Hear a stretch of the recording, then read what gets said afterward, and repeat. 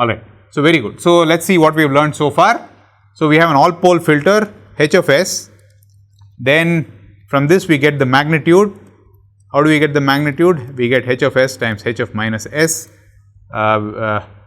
evaluated at S is equal to j omega, which is basically 1 over d of S times d of minus S evaluated at S is equal to j omega, which will therefore be a ratio of polynomials in omega square, right, where the numerator polynomial is still 1, the denominator polynomial is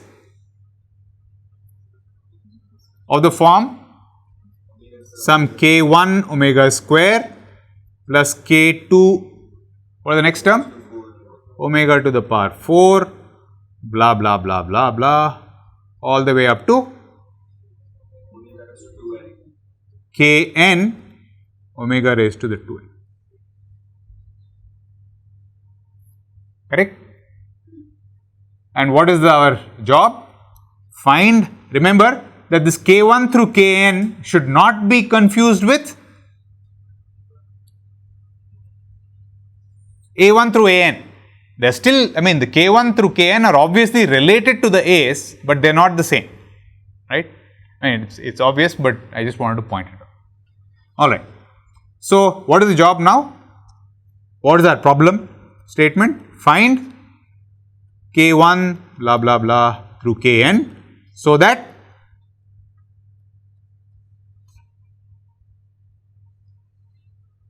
this guy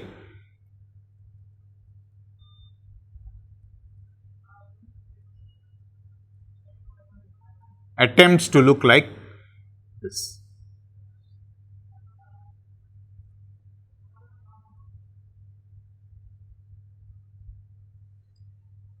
Right? A small observation that I have taken a small liberty here, and basically said that, well, you know, if the magnitude approximates a brick wall, it must follow that the squared magnitude will also approximate the brick wall. So, rather than working with square roots of this polynomial, you might as well say, I will make the square of this approximate the brick wall. If I take the square root, it will also approximate the brick wall. Correct? So, in other words, I need to make the squared magnitude response, which is this function, approximate the brick wall. And of course, now we have a ratio of polynomials and all the action is happening in the denominator, right. So, making this approximate the brick wall, so I am going to write this as 1 plus k1 omega square all the way to k n omega to the 2n is, I am going to write this as 1 by 1 plus some function of omega square, right, where that function of omega square, I mean, all our unknowns are in that function, correct, and that function f of omega square is k1 omega square plus kn omega to the 2n, alright, and this must approximate the brick wall, okay. So, if this must approximate the brick wall, what comment can we make about the denominator function? If 1 by 1 plus f of omega square must approximate the brick wall, what comment can we make about 1 plus f of omega square, the denominator itself? What must it approximate so that its reciprocal approximates the brick wall? Well, this must approximate, this must be 1 in the range 0 to 1 and must go to infinity beyond.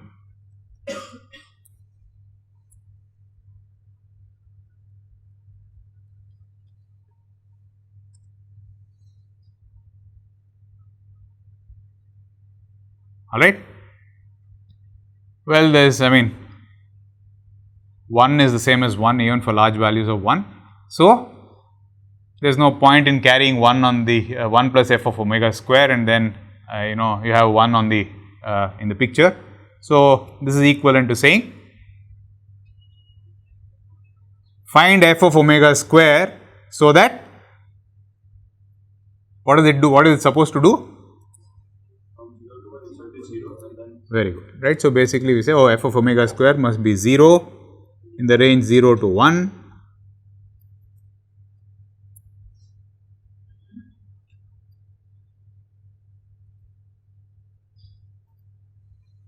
And must go to infinity beyond.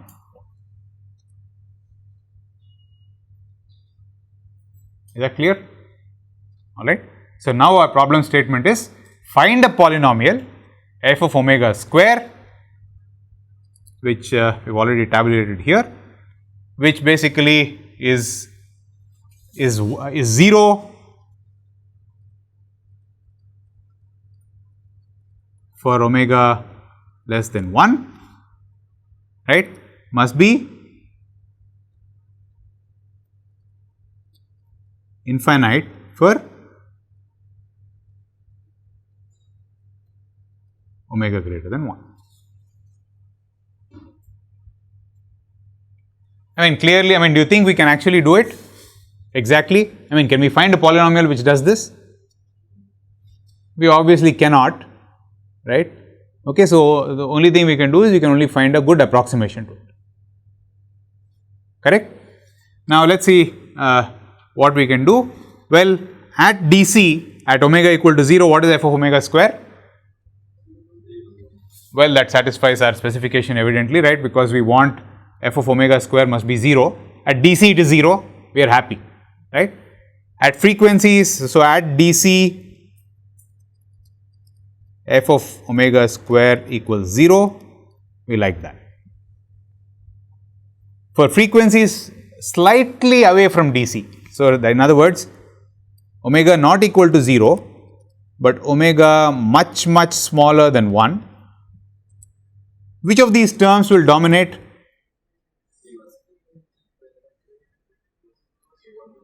Well, f of omega square is approximately k1 times omega square, right, and what do we want this to do? We want it to be 0, right. Remember that f of omega square must be 0 in the interval 0 to 1. So, we will say, oh well, for frequency slightly removed from DC, we would like this function to be 0. So, we want it to be 0, which implies k1 must be equal to k1 times omega square. We want it to be 0, omega is not 0. So, what is the conclusion? K1 must be 0, right. So, our within quotes, what do we have? Our function now is f of omega square is k2 omega raised to 4 plus blah blah blah blah blah plus kn omega raised to 2n, correct. So, for small frequency, omega not equal to 0, omega much smaller than 1, f of omega square is now approximately, very good, it is k2 omega to the power 4, which you want to be 0. So, what do you get? k2 equal to 0, correct, alright. This is looking too simple, right. So, we keep going all the way, right, and then so therefore, say k1 is 0, k2 is 0, similarly k3 is 0, alright, all the way kn minus 1 equal to 0, alright. And then now you say, oh, last step, let me make kn also equal to to 0. Can we do that? Why?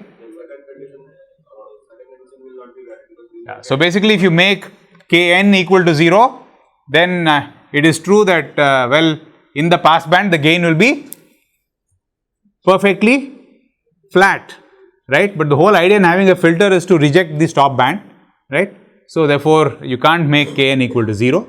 So the transfer function, I mean the polynomial therefore must be so f of omega square must therefore be equal to kn times omega to the power 2. Okay. Now the question is, what must kn? So how does this look like? Let me draw a picture. So this is 1, let us say, and this is also 1. So as right, so we just arbitrarily choose kn so that f of omega square at omega equal to 1 is 1. Okay, this is quite an arbitrary, seemingly arbitrary condition, and there is a good reason why people did this, as we will see going forward. So, so therefore, what comment can we make about kn? Well, it is 1. So, f of omega square is nothing but omega to the 2n. So, for n is 1, how do you, how will you see this? How does this look like? This is simply nothing but a, come on folks,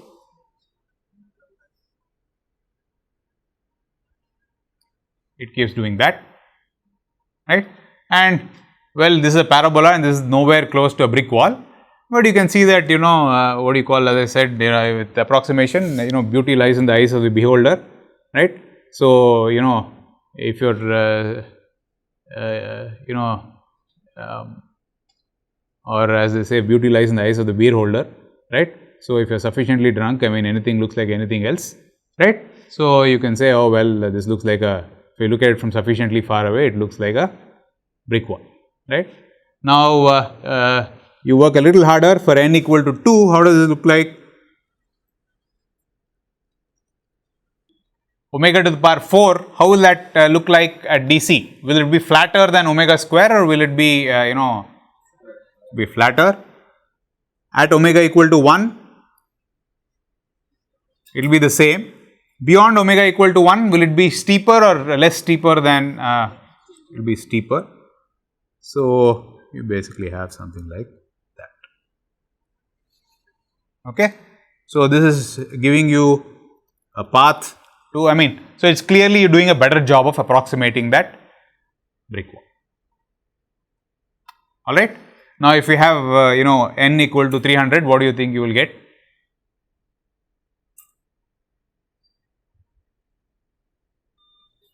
Oh well, you will get something like this, right? For all practical purposes, you know, you will get something like,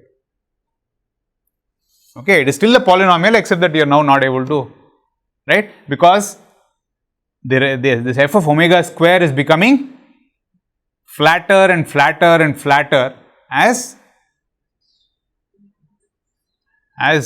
you know, n increases. So, n is equal to say 300. Okay, it makes sense. I mean, if you have a higher order as a, you know, filter, polynomial, it is reasonable that you are able to do a better job of approximating what you want. All right. So, what do you call, and a couple of comments. See, remember that if you have, you know, a curve which does this, at that point it is, well, the curve is doing this, what at that point it is flat, right? Okay. Now, what comment can you make about that now? At that point, the red curve is flatter, right? Okay. And mathematically, what do you think? I mean, in the magenta curve, mathematically you see that the first derivative is 0, correct? All right. If you have something which is even flatter like the red curve, what comment can you make? The first derivative is 0, the second derivative is also 0, and within quotes it's flatter, right? So if I make the first derivative, second derivative, third derivative, fourth derivative, all the way except the highest derivative 0, right? The curve becomes flatter and flatter and flatter and flatter, right? Okay. Now if I make the highest derivative also 0, what will happen? I mean, it is, as flat as you can get, but then it doesn't do anything else, right? It's 0, correct? So that's not useful. So if you make all derivatives except the highest order one 0, it cannot get any flatter than that, right? The curve cannot get any flatter than that, right? So that such a curve is called maximally flat,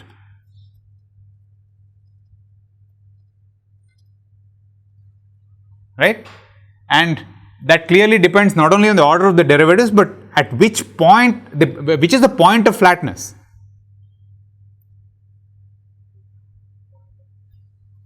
The point at which the derivatives go to 0 is the point of flatness, correct? So this what we have done, namely f of omega square equal to omega to the power 2n, is maximally flat at what frequency?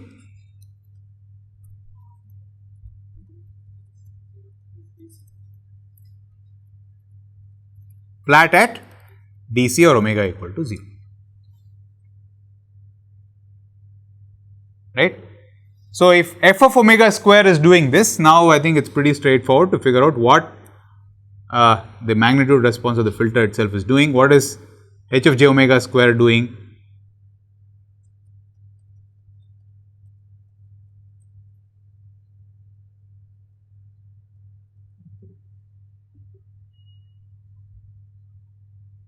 At dc it is,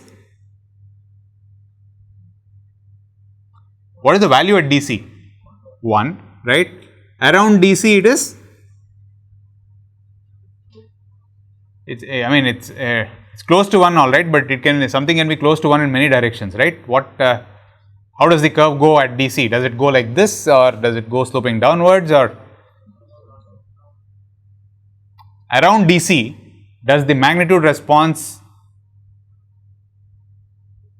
go sloping upwards or go sloping downwards, or does it stay flat?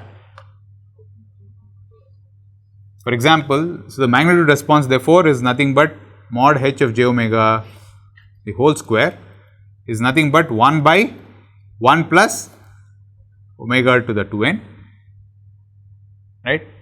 So how does this look like? Around dc, at dc it is 1, around dc, right? What I'm asking you is, this is dc, does it do this, does it do that, or does it do that?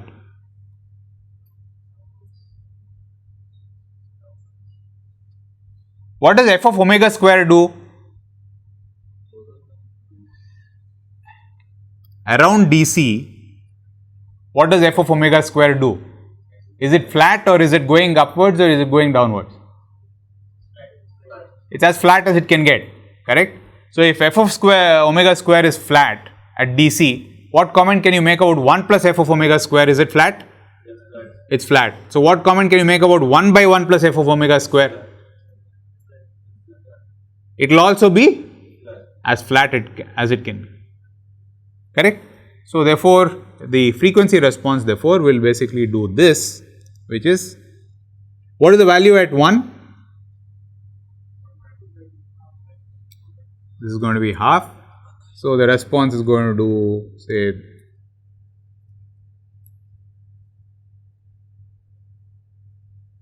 this. If you keep increasing the order, you will get flatter and flatter at the origin.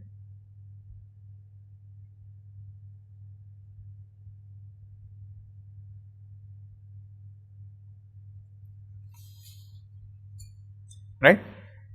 So this response is called the maximally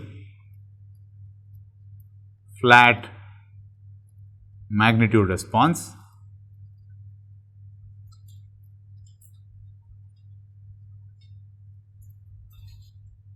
and after the guy who discovered it, this is basically called the Butterworth response, the Butterworth approximation, I must say.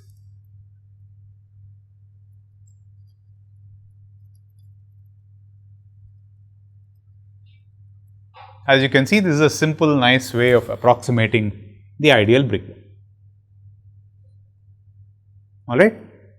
So, in the next class, we will do the remaining stuff that needs to be done, namely, now we have found a h of j omega square which approximates the brick wall, but what do we actually need?